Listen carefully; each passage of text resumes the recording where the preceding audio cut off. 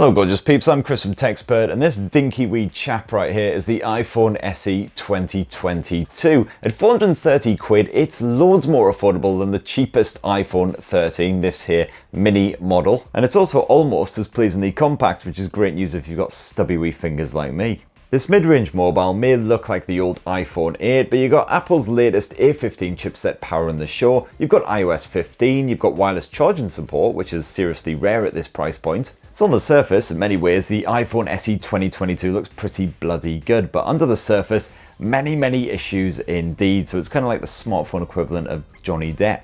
Although at least now even Johnny Depp has got the good grace to look a wee bit mental. But anyway, I've been getting cozy with the iPhone SE 2022 for about a month or so now, so here's my in-depth review, and for more on the latest and greatest tech, please do poke subscribe and ding that notifications bell. Cheers!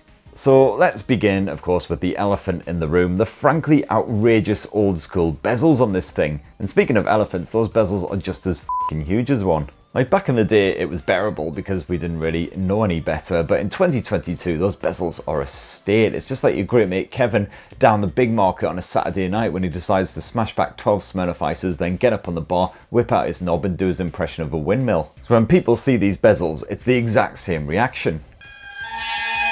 But despite those chunky morphos, the iPhone SE 2022 is still reasonably compact compared with many Androids, so one-handed use is just about comfortable enough, especially as you've got hand-pleasing curves instead of flat chunky edges like the iPhone 13 series. And this thing slips with ease into pretty much any pocket or bag or whatnot as well, so very comfortable to carry about. You don't get the extra reassurance of the ceramic shield glass of more expensive iPhones, but the standard glass screen here hasn't scratched up yet. As always though, I would highly recommend slapping on a screen protector and a case as well if you want to keep it in pristine condition. And the great news is the iPhone SE 2022 comes with full IP67 water and dust resistance, so it can happily swim around in a bubble bath or whatever, no issues there whatsoever. That's a feature that's not found very often on Androids around the same sort of price point, like the Samsung Galaxy A53 has it. So it is great to see here. And overall, while the design is a bit of a relic from the past, I do really like that product red finish, so I'd highly recommend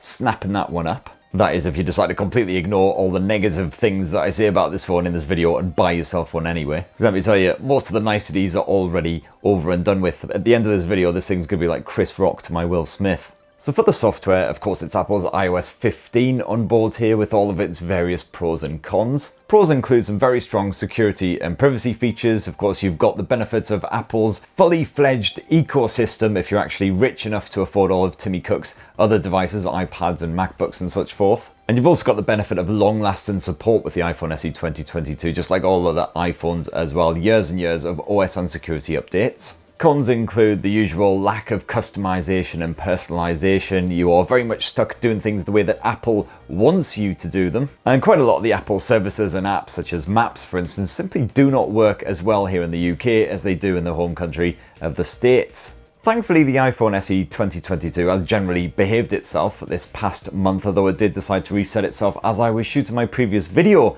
on the smartphone, which was a great help. It's also seriously disappointing that the iPhone SE 2022, its base model, comes packing just 64 gigs of storage, which frankly is paltry beyond belief when most budget Androids, even, you know, £150, £200 handsets come packing at least 128 these days. Said Androids also generally offer microSD memory card support, not so much on this thing. So while yes, this thing starts at just over 400 quid, you'll actually probably want to bung a bit of extra cash on top of that just to make sure you've got enough storage to, you know, shoot photos and home movies and download apps and such forth. And it's also worth pointing out that there's no MagSafe support here on the iPhone SE 2022, unlike the more expensive iPhone 13 series. So if you are wanting to chuck extra money at Timmy Cook for some of those MagSafe accessories, then you can't do that with this. Now, it's not just the design of this smartphone that's a blast from the past, it's also the screen tech. We're talking some IPS action here, whereas most Android mid-rangers, and even some half the price now, pack an OLED display. What you can expect here is weaker contrast, colours that don't really pop, and visual quality that's just all around just isn't as strong.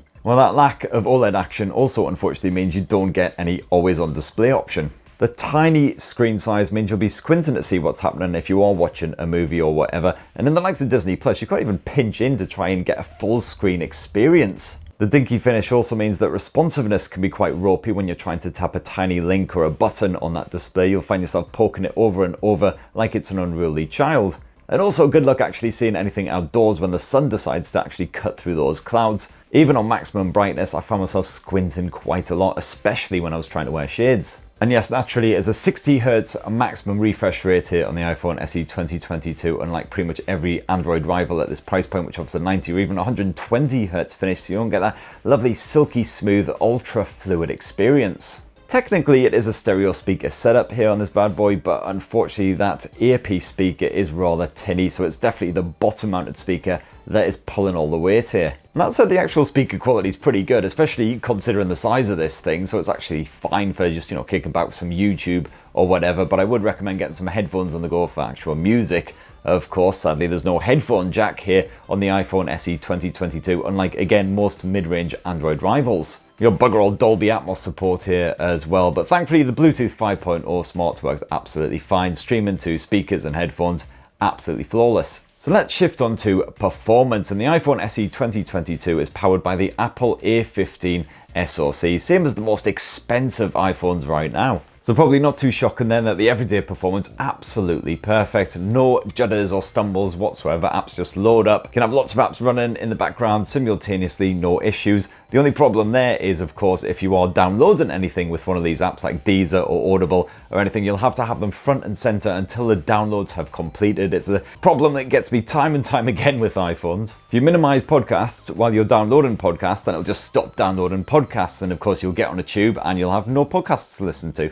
Gaming on this thing with even the likes of Genshin Impact on maxed out detail settings absolutely possible, although playing games for a long period isn't particularly comfortable because of the dinky design. And of course that tiny display is a serious disadvantage when you are playing fast-paced online games like PUBG, Call of Duty, whatever. And also, if you want a smartphone to play the likes of Genshin Impact for long periods, I'm talking 1-2 hours, even longer than that, then maybe consider a bigger iPhone, because this thing gets hotter than the inside of a freshly baked Cornish pasty after a good bit of action. I didn't see much throttling of the performance, thankfully, but it got to the point where the iPhone SE 2022 simply wasn't comfortable to clutch because the top end was getting rather toasty around these edges. No issues on the connectivity side of things, though I found the mobile reception stayed strong no matter how I clutched this thing. You got full 5G support, although it is only sub 6 here in the UK, no millimeter wave. And you got Wi-Fi 6 support slapped on there as well. Again, the Wi-Fi reception and download speeds and everything absolutely fantastic. Unfortunately, however, we're back onto the bad stuff because battery life is, for want of a better word, just pants.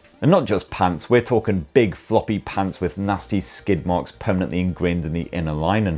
You can pretty much guarantee by about sort of 6 PM, this thing will already be dropping into battery saver mode, and it'll be like tenterhooks trying to actually make it to bed with any charge left in the tank. And this isn't even pushing the iPhone SE 2022 either. I'm literally talking maybe about 3 or 4 hours of screen on time and perhaps a bit of background Deezer streaming or something. So very poor compared with most rivals, and especially the iPhone 13 mini as well, which was actually pretty impressive in this department, considering, again, it's quite a dinky blower. Thankfully, despite the fact it only supports 20-watt wired charge and it does fill up reasonably fast because it's quite a dinky battery, you do have wireless charging support as well, which is a feature that's very, very rare at this price point, so that's good at least. So let's finish this roasting / review with a squint at the camera tech, and we got here is a single camera lens setup. It's a 12 megapixel sensor, similar to the more expensive iPhones, but only in the megapixel count. You don't get the same wide aperture, the image stabilization, etc. of the likes of the iPhone 13 mini, and the camera experience is, like the design, just like stepping back in time.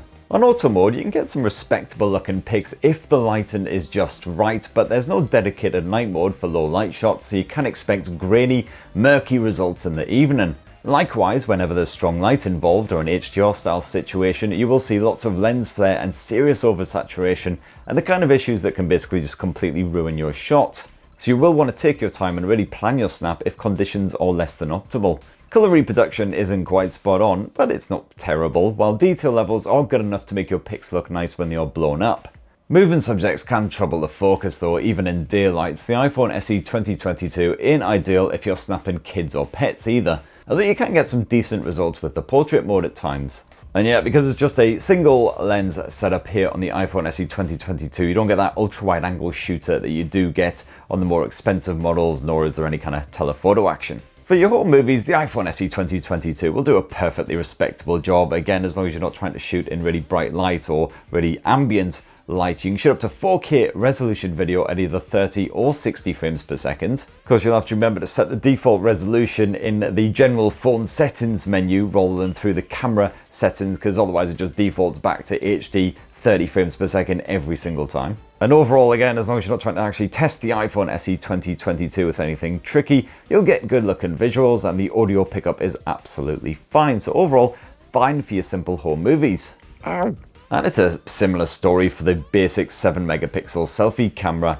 as well. Be alright for your simple shots as long as you're not shooting against a bright background or in low light situations. And I found that when I was using the iPhone SE 2022 for Skyping, Zooming, all that kind of stuff, that generally, again, it was alright as long as my face was well lit. But as soon as I moved into a slightly more ambient light, some of the people were complaining that it looked really fuzzy and a bit crap, rather than just a bit crap in general. So that right there, in a nutshell, is the iPhone SE 2022. And yes, it does offer a couple of fantastic features that are really hard to find at this price point on any Android rivals, like the wireless charging and that IP67 water and dust resistance. However, most rivals have it beat in pretty much every single other area, including the design, the media chops, the camera tech, the battery life, the storage, the fact that they've generally got headphone jacks, micro SD memory card support, just everything basically. And to put it politely, this thing looks and feels and plays like a relic from a bygone era.